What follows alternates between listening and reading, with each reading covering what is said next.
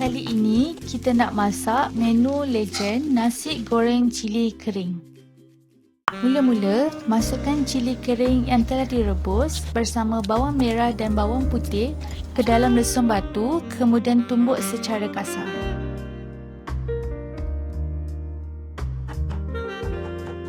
Seterusnya, masukkan ikan bilis yang telah dicuci. Untuk rasa yang lebih sedap, pilih ikan bilis yang lembut, sambung tumbuk tapi jangan terlalu hancur biar ada sedikit tekstur kasar. Sekarang kita mula menumis, panaskan sedikit minyak, kemudian masukkan bahan yang telah ditumbuk tadi, gaul dan tumis sehingga masak serta naik bau harum.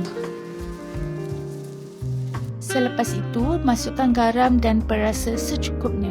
Pecahkan 2 biji telur dan gaul perlahan-lahan supaya ada tekstur telur.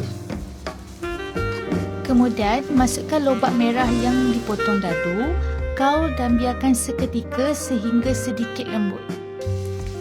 Masukkan nasi sedikit demi sedikit bagi memudahkan proses menggaul.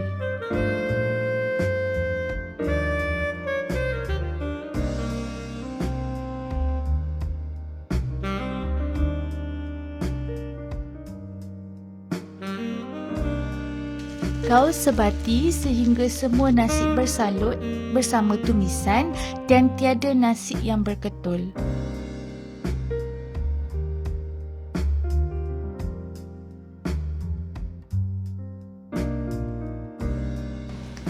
Tambahkan sedikit kicap untuk warna yang lebih gelap. Gabungan kicap dan cili kering memang sangat menyelerakan.